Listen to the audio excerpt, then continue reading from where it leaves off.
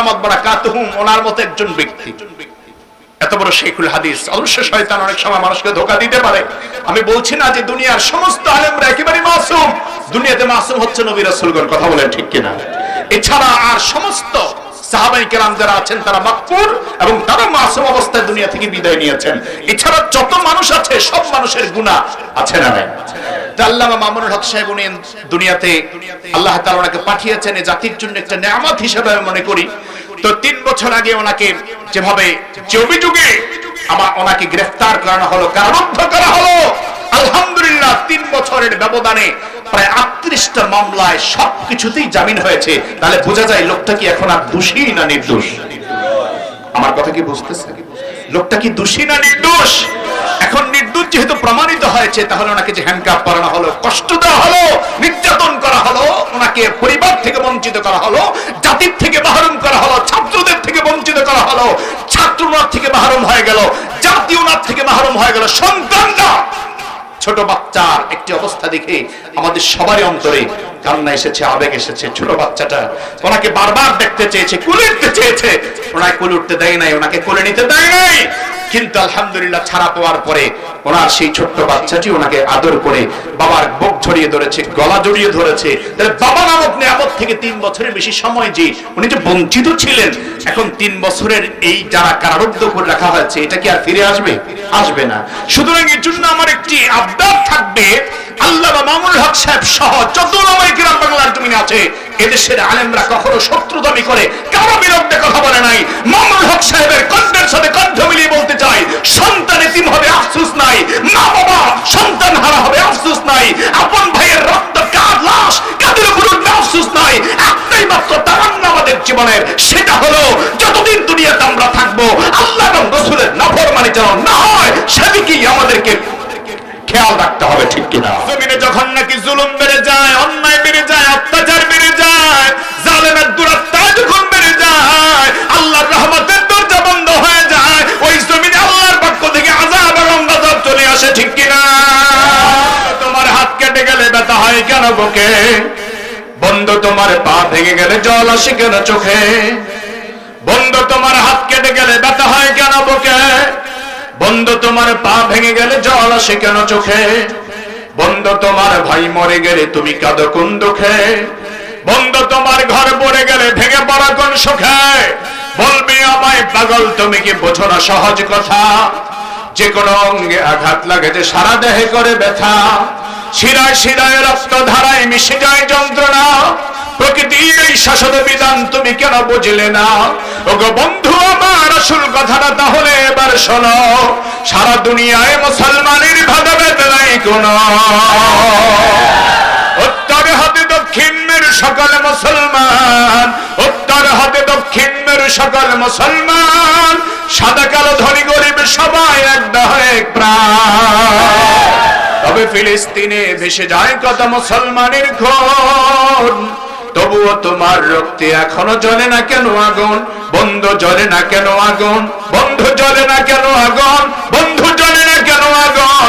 বন্ধু জ্বলে না কেন আগুন? যতদিন আল্লাহ হায়াতে বাঁচান ততদিন পর্যন্ত ঈমানের পক্ষে কথা বলে মরতে চাই। যতদিন আল্লাহ হায়াতে বাঁচান ততদিন ইসলামের পক্ষে কথা বলে মরতে চাই।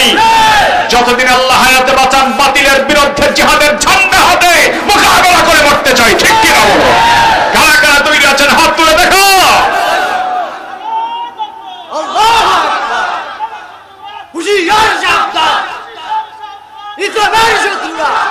দেড় হাজার বছর আগে রাহমাতুল লিল আলামিন নবী আমাদেরকে শুনিয়েছেন, বাদাল ইসলাম গরিবা ওয়া সায়াকুনু কামা বাদা তুবা লিমান গরাবা।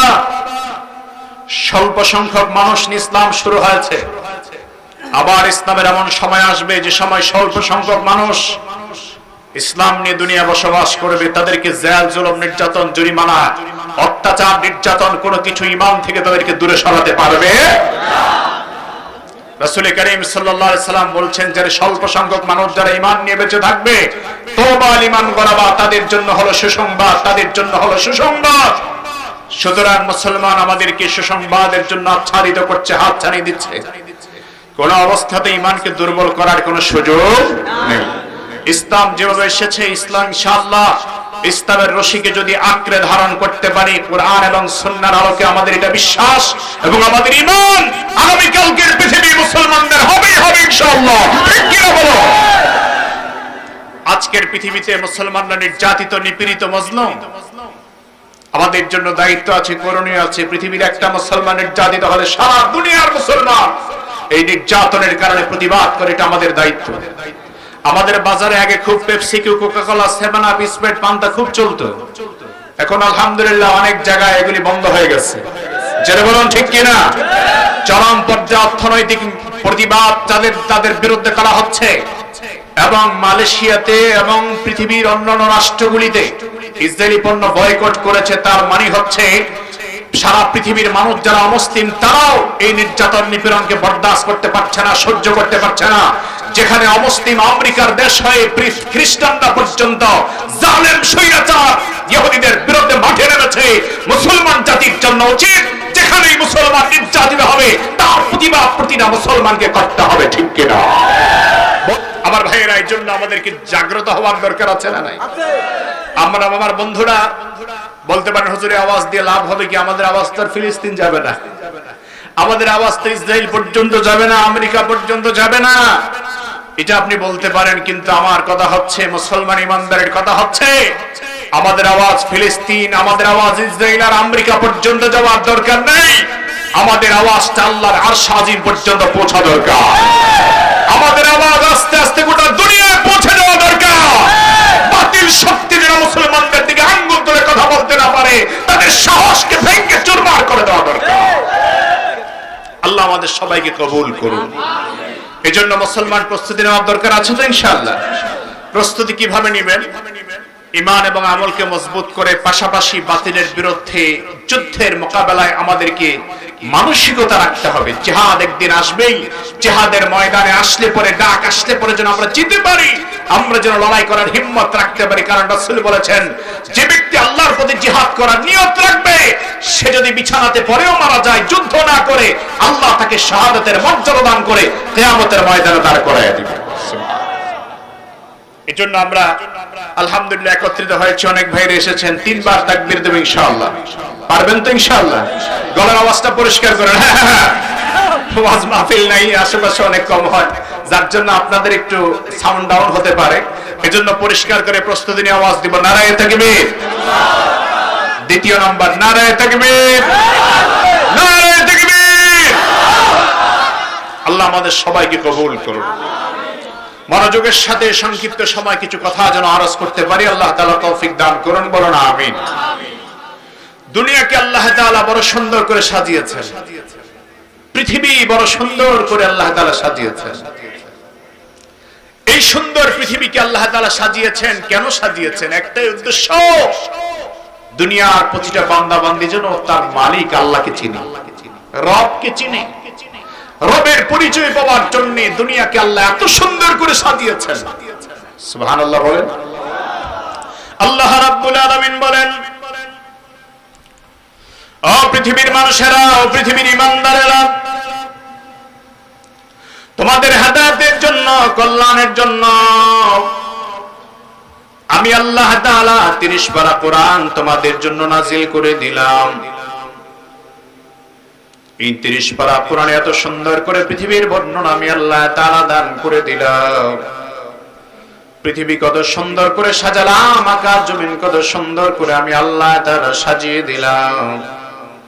তার বর্ণনা যদি কোনো বান্দা ভালোভাবে দেখতে পায়, সে বান্দাটা আমার প্রতি ঈমান না আনয়ন করে থাকতে পারে না, থাকতে পারে না। সুবহানাল্লাহ। পৃথিবী এত সুন্দর করে আল্লাহ সাজিয়েছেন।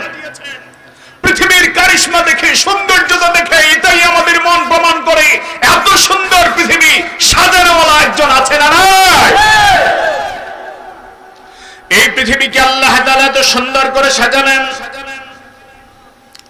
রব্বুল আলামিন কুরআনুল কারীমে বড় সুন্দর করে সূরা আলে ইমরানের 191 নম্বর আয়াতে আল্লাহ তাআলা বলে দিয়েছেন, ইন্না ফি খালকিস সামাওয়াতি ওয়াল আরদি ওয়াখতিলাফিল লাইলি ওয়ান নাহার واختلاف الليل والنهار لآيات لأولي الألباب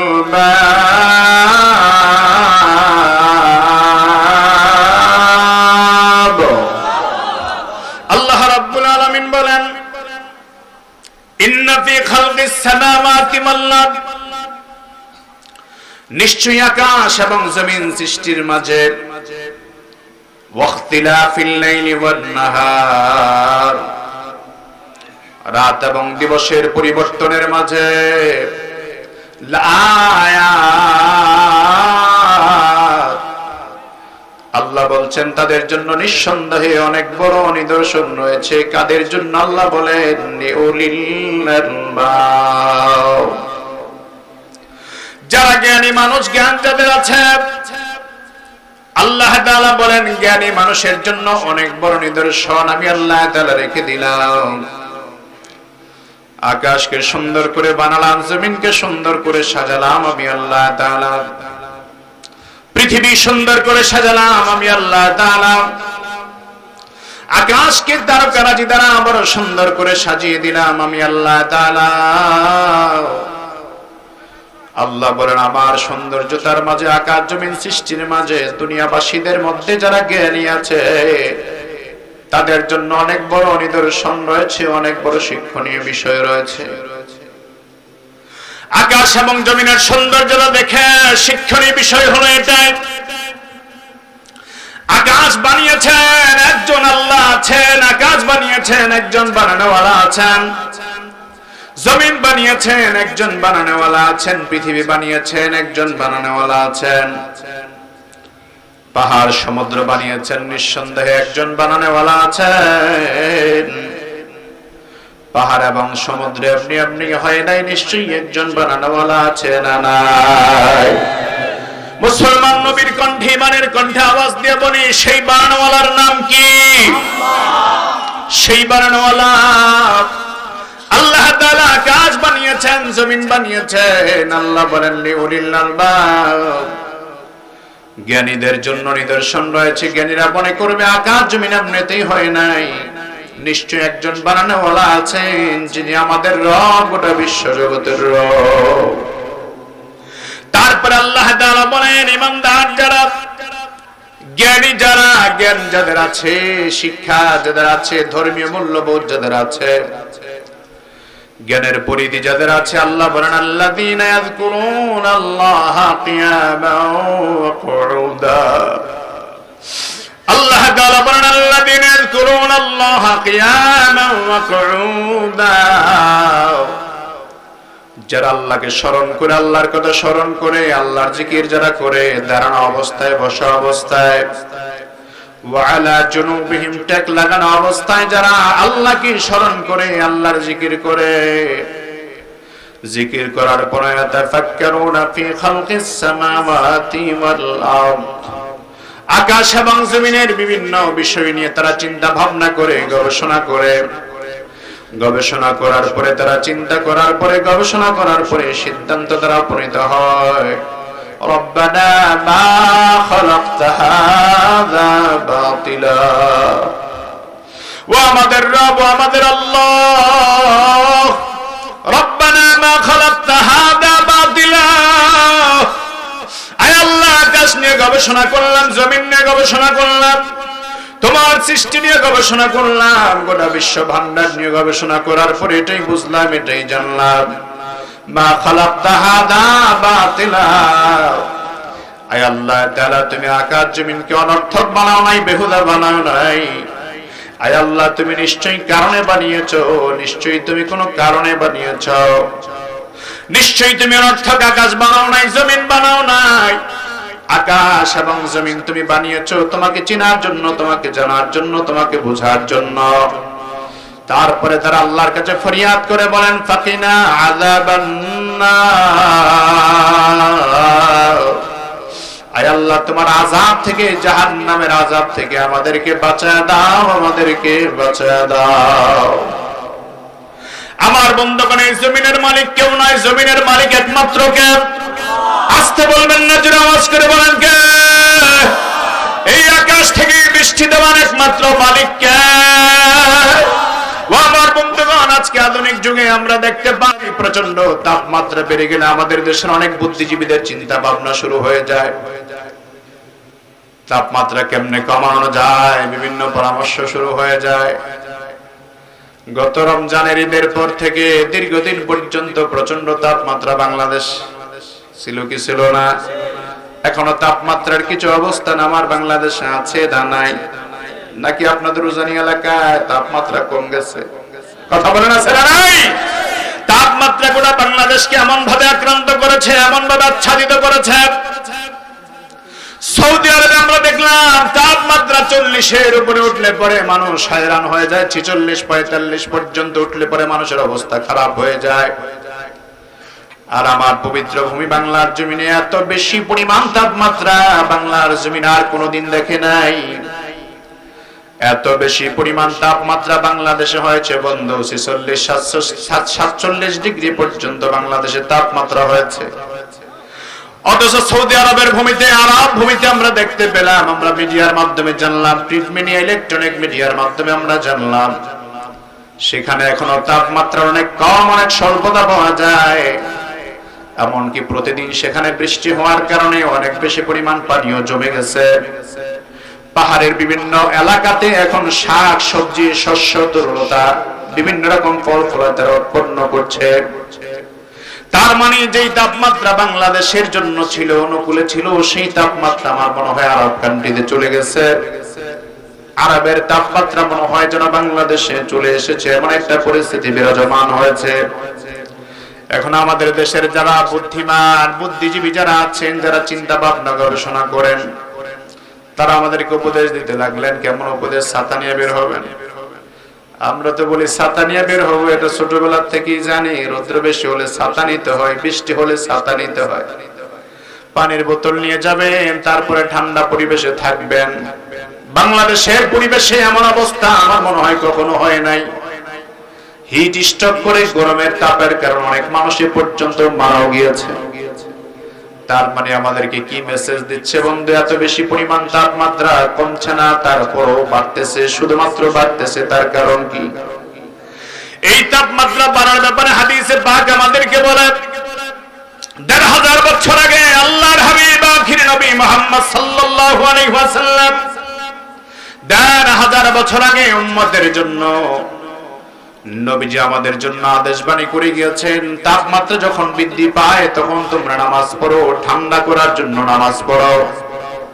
ইদাস্তাদাল হাদনু ফাবরিদু বিসসালাহ, যখন গরমের তাপমাত্রা বেড়ে যায় তখন তোমরা ঠান্ডা করে নামাজ পড়ো। ফাইন্না শিদ্দাতাল হাররি মিন ফাইহি জাহান্নাম, কারণ জাহান্নামের শ্বাস থেকে উৎপন্ন হয় তাপমাত্রা। জাহান্নামের শ্বাস, জাহান্নামের শ্বাস থেকে তাপমাত্রা আসে। এত বেশি পরিমাণ তাপমাত্রা এই জমিন কখনো দেখে নাই। আজকের পৃথিবীতে বাংলার জমিনে এত বেশি তাপমাত্রা কেন হচ্ছে? কেন এত বেশি পরিমাণ তাপমাত্রা হচ্ছে? আমার তো মনে হচ্ছে এই জমিনে পাপ, অন্যায়, অত্যাচার, অবিচার বেড়ে গিয়েছে, যার জন্য জমিন আল্লাহর কাছে ফরিয়াদ করেছে, আল্লাহ এই জমিনের মানুষদের আর সুখ শান্তিতে বসবাস করার সুযোগ দেওয়া যায় না, এদের জন্য তাপমাত্রা বাড়িয়ে দাও। ঠিক কি না বলো? তাপমাত্রা এত বাড়ার কথা ছিল না। ৩৬০ আউলিয়ার জমিনে বাংলাদেশ, কার ইব্রাহিম রাহমাতুল্লাহ আলাইহির দেশ এই বাংলাদেশ, লক্ষ কোটি পীর আউলিয়া কেরামের দেশ আমার বাংলাদেশ। এত তাপমাত্রার ভয়াবহতা বাংলার জমিনে হওয়ার কথা ছিল না, কিন্তু এত তাপমাত্রা হলো। তার কারণটা কি বন্ধু? বিজ্ঞান অনেকভাবে গবেষণা করে বলে, আকাশে যখন মেঘমালা বৃষ্টির জন্য চলে আসে, জমিনের প্রচন্ড তাপের কারণে মেঘমালাগুলি বাষ্প হয়ে যায়, আর সেটা মিলে যায়, আর সেটা জমিনে পড়ে না। এটা বিজ্ঞানিক তথ্য। মানে বিজ্ঞান বলে আকাশের মেঘমালা জমিনের তাপমাত্রার কারণে এগুলি এমন ভাবে মিশে যায়, এটা আর বৃষ্টি থাকে না, পানি আর জমিনে পড়ে না। কিন্তু আমরা দেখলাম ভয়াবহ তাপমাত্রার পরেও আল্লাহ পাকের রহমতের বৃষ্টি গত 2 দিন বর্ষিত হচ্ছে। কথা বলুন ঠিক কিনা?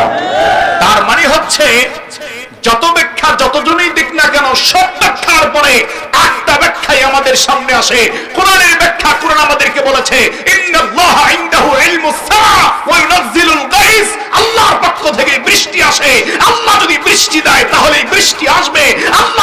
বৃষ্টি না দেয় কোন গবেষণায় বৃষ্টি আসার সম্ভাবনা নয়। জমিনে তাপমাত্রা কেন বাড়ে? অনেকে আমরা জানি না যে তাপমাত্রা কেন বাড়ে। হাদিসে পাকে আল্লাহর হাবিব সাল্লাল্লাহু আলাইহি ওয়াসাল্লাম বলেন, জমিনের মধ্যে যখন নাকি 5টা কাজ বেশি পরিমাণে হয়, কয়টা কাজ? আস্তে বলবেন না, জোরে বলেন, কয়টা? জমিনে যখন 5টা কাজ ভয়াবহ আকারে হয়, তখন আল্লাহর পক্ষ থেকে আযাব এবং গজব আসে, বিভিন্ন রকম পরীক্ষা আসে। 1 নাম্বার কাজ হলো মানুষ যখন আল্লাহ এবং রাসূলের নাফরমানি বেশি করে। 1 নাম্বার কাজ হলো জমিনে যখন আল্লাহ এবং রাসূলের নাফরমানি বেড়ে যায়, তখন আল্লাহ তাআলা অসন্তুষ্ট হয়ে যায়, আর জমিনকে আল্লাহ বলে দেয়, জমিন তুমি আর শস্য উৎপন্ন করো না। আসমানকে আল্লাহ বলে দেয়, মেঘমালাকে আল্লাহ বলে দেয়, মেঘরে আর তুমি বৃষ্টি নাজিল করো না, বৃষ্টি নাজিল করার কোনো দরকার নাই। যেই জমিনে আমার নাফরমানি হবে সেই জমিনে বৃষ্টি দেওয়ার কোনো দরকার নাই। যেই জমিনে আমার নাফরমানি হবে সেই জমিনে আর নিয়ামত দেওয়ার কোনো দরকার নাই। তারপর আমাদের মালিক আল্লাহ এত দয়ালু, আমাদের মালিক আল্লাহ আমাদের আযাবের পরেও, গজবের পরেও, আমাদের পাপের পরেও আমাদের আল্লাহ আমাদেরকে মারেন না। আমাদের পাপের পরেও আল্লাহ আমাদেরকে বাঁচিয়ে রেখেছেন, নিয়ামত দিয়ে রেখেছেন। আল্লাহ আযাব দিয়ে, গজব দিয়ে একবারে ধ্বংস করেন না। কারণ এই জমিনে যিনি শায়িত আছেন, পৃথিবীর জমিনে যিনি শায়িত আছেন, আমি তো মনে করি রাহমাতুল লিল আলামিন নবী, আমাদের জন্য আল্লাহ তাআলার পক্ষ থেকে সাদাকা, সেই নবী জমিনে শায়িত আছেন। আর ওই নবীজি ইন্তেকালের আগে দোয়া করেছেন, হে আল্লাহ আমার উম্মতকে একসাথে আযাব গজব দিয়ে ধ্বংস করে দিও না। নবীজির দোয়ার বরকতে মনে হয় যেন আমরা বারবার আযাব গজবের হাত থেকে আমরা বেঁচে যাই। সেই রহমতের নবীর দোয়ার বরকতে মনে হয় আযাব গজবের হাত থেকে বেঁচে যায়। যদি আল্লাহ তাআলার দয়া এবং রহমত আমাদের উপর না থাকতো, জমিনে বসবাস করা আমাদের জন্য সম্ভব ছিল না। এজন্য আমাদের আল্লাহ তাআলা বড় দয়াবান। নাফরমানি করার পর আল্লাহ আমাদেরকে বাঁচিয়ে রেখেছেন, আমাদেরকে খাবার দেন, আমাদেরকে পানির ব্যবস্থা করেন। আল্লাহর রাসূলের নাফরমানি হওয়ার কারণে তারপরও জমিন আমাদের জন্য আল্লাহ তাআলা অনুকূলে করে দিয়েছেন, জমিনে এখনো ফসল হয়। তাহলে 1 নাম্বার কারণ হলো জমিনে যখন আল্লাহর পাপ বেড়ে যায়, আল্লাহর নাফরমানি বেড়ে যায়, রাসূলের নাফরমানি বেড়ে যায়, তখন আল্লাহর পক্ষ থেকে আযাব গজব আসে। 2 নাম্বার হলো জমিনে যখন নাকি আমার ভাইরা জুলুম হয়, জুলুমের বিচার হয়, জমিনে যখন নাকি জুলুম বেড়ে যায়, অন্যায় বেড়ে যায়, অত্যাচার বেড়ে যায়, জালেমের দুরাত্মা যখন বেড়ে যায়, আল্লাহর রহমতের দরজা বন্ধ হয়ে যায়, ওই জমিনে আল্লাহর পক্ষ থেকে আযাব এবং গজব চলে আসে, ঠিক কি না? আযাব এবং গজব আসার 2 নাম্বার কারণ হলো জমিনে যখন নাকি আল্লাহর নাফরমানি বেড়ে যাওয়ার পরে, জুলুম এবং নির্যাতন যখন বেশি হয়ে যায়, তখন আল্লাহর পক্ষ থেকে আল্লাহ রহমতের দরজা বন্ধ করে দেয়, জমিনে আল্লাহ তাআলা আযাব এবং গজব নাজিল করে দেয়। যখন জমিনে অত্যাচার হয়, জুলুমের বিচার হয়, আপনারা মনে প্রাণে সত্য কথা বলবেন মুসলমান, এই জমিনে জুলুম আর অত্যাচার আছে না নাই? আস্তে বলবেন না, সবাই বলেন আছে না নাই? আমাদের দেশে এমনও বিচার হয় যে বিচার সম্পূর্ণ অন্যায় ভাবে হয়, রায় হয় অন্যায় ভাবে হয়, সাক্ষীও সাজানো হয়, মিথ্যা ভাবে সাক্ষী সাজানো হয়। যেটা বলুন ঠিক কি না? আপনারা দেখেছেন, খুশির খবর হলো এর মধ্যে আলহামদুলিল্লাহ শুক্রবার গতকালকে আল্লাহ তাআলার খাস রহমতে বাংলাদেশের একজন জিন্দা শাহজালাল, বাংলাদেশের বর্তমান শতাব্দীর শ্রেষ্ঠ মুজাহিদ আমি মনে করি শাইখুল হাদিস ইবনে শাইখুল হাদিস আল্লামা মামুনুল হক দামাত বারাকাতুহু মুক্তি পেয়েছেন। আপনারা খুশি না বেজার? আস্তে বলবেন না, জোরে বলেন, খুশি না বেজার? এই জাতির জন্য এমন সম্পদ দরকার আছে না নাই? আমার একটা দুঃখ হলো আল্লামা মামুনুল হক সাহেব দামাত বারাকাতুহু হাফিজাহুল্লাহ, আল্লাহ তাআলা ওনার হায়াতে ইলমে আরো বরকত বাড়িয়ে দেন। ওনাকে 3 বছরের বেশি পরিমাণ সময় কারারুদ্ধ থাকতে হয়েছে, যে কোনো কারণেই হোক কারারুদ্ধ থাকতে হয়েছে।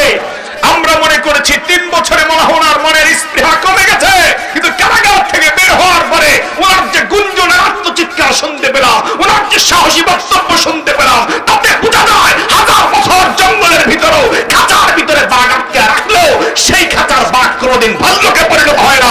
বাঘ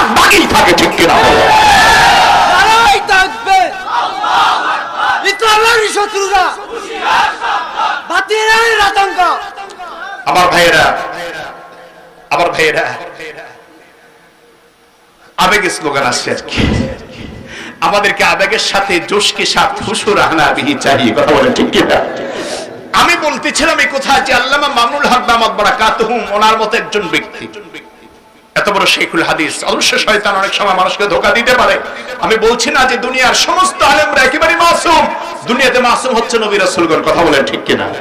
এছাড়া আর সমস্ত সাহাবায়ে কেরাম যারা আছেন তারা মাকফুর এবং তারা মাসুম অবস্থায় দুনিয়া থেকে বিদায় নিয়েছেন। এছাড়া যত মানুষ আছে সব মানুষের গুনাহ আছে না নাই?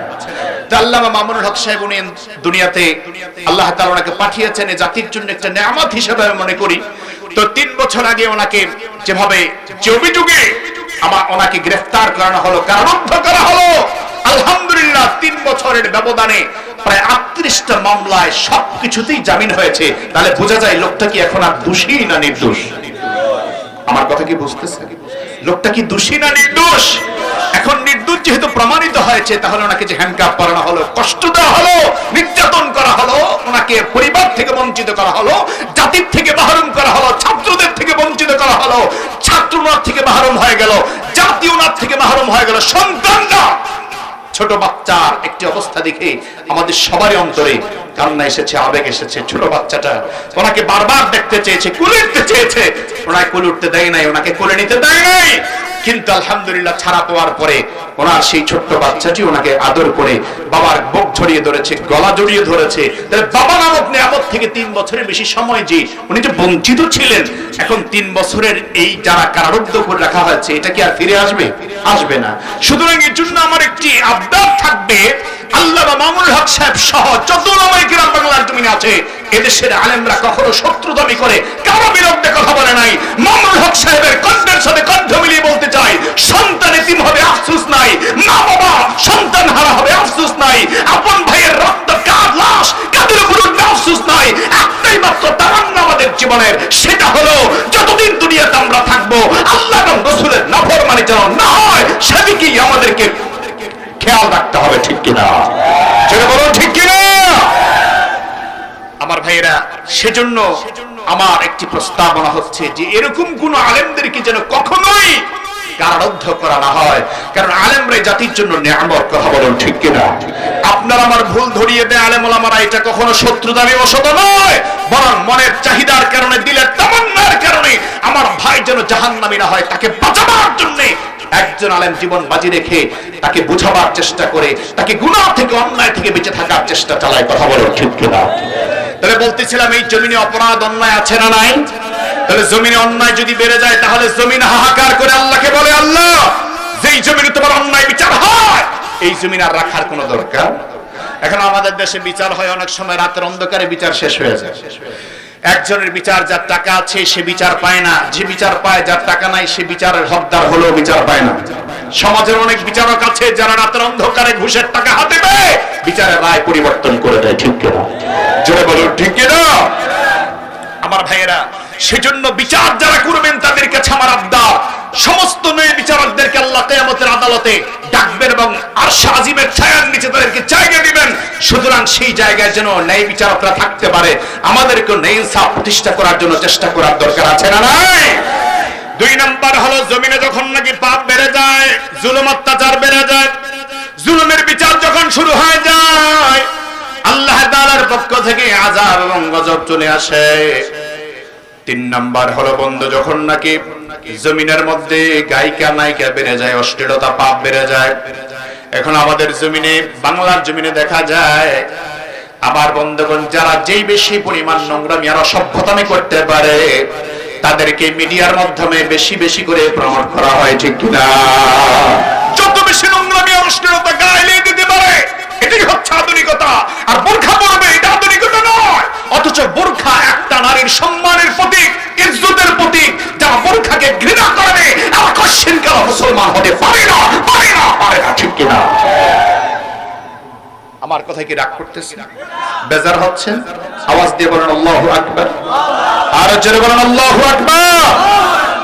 হযরত আব্দুল্লাহ ইবনে ওমর রাদিয়াল্লাহু তাআলা থেকে বর্ণিত হাদিস, 1 নম্বর কাজ হলো জমিনে যখন নাকি আল্লাহ এবং রাসূলের নাফরমানি বেড়ে যায় তখন আল্লাহর পক্ষ থেকে জমিনে আযাব গজব চলে আসে। 2 নম্বরে জমিনের মধ্যে যখন নাকি জুলুমের বিচার হয় তখন জমিনে আল্লাহর পক্ষ থেকে গজব চলে আসে। 3 নাম্বার হবে নর্তকী, নায়িকা, গায়িকা, অশ্লীলতা, বেহায়াপনা যখন বেড়ে যায়, জিনা ব্যভিচার বেড়ে যায় তখন আল্লাহর পক্ষ থেকে গজব চলে আসে। 4 নাম্বারটা খুব খেয়াল করে শুনুন আমার ভাইরা, ওজনে যখন কম দেওয়া হয়, ওজনে কম দেয়, কিসে কম দেয়? আমাদের দেশে মনে হয় সবাই ফেরেশতা, কেউ ওজনে কম দেয় না। ওজনে কম দেওয়ার মানুষ এই জমিনে আছে না নাই? আমার ভাইরা 1 নাম্বার 14 নম্বরের জিনিসকে 1 নাম্বার বলে চালিয়ে দেয়। অনেক সময় দোকানদার গোস্ত মাপ দেয়, কিন্তু দেখা যায় অনেক সময় স্পেশালি আলাদা হবে মাপলে 1 কেজিতে 150 গ্রাম 200 গ্রাম কম পাওয়া যায়। আছে না নাই? আমার ভাইয়েরা এরকম বহু দোকানদার আছে যারা ওজনে কম দিতে পারে। আমি বলবো বন্ধু, ওজনে কম দিয়ে আপনি কাকে খাওয়াবেন, কাকে দিবেন? এই ওজনে কম দেওয়ার কারণে আল্লাহ কিয়ামতের ময়দানে আপনাকে জাহান্নামের জিনজির লাগায়া লাগায়া ঘোরাবেন। আপনি আপনার হকদারকে খুঁজবেন। সুতরাং ওজনে কম দেওয়ার কোনো দরকার নাই। জমিনে যখন ওজনে কম দেওয়া হয় তখন এই জমিন আল্লাহ পাক অনাবৃষ্টি দেন, বৃষ্টি কমিয়ে দেন, অনাবৃষ্টি দেন, বৃষ্টি আল্লাহ নাজিল করেন না, জমিনে আল্লাহ ফসল ফলান না। আর 5 নাম্বার হলো জমিনে যখন নাকি মানুষরা যখন যাকাত দেয় না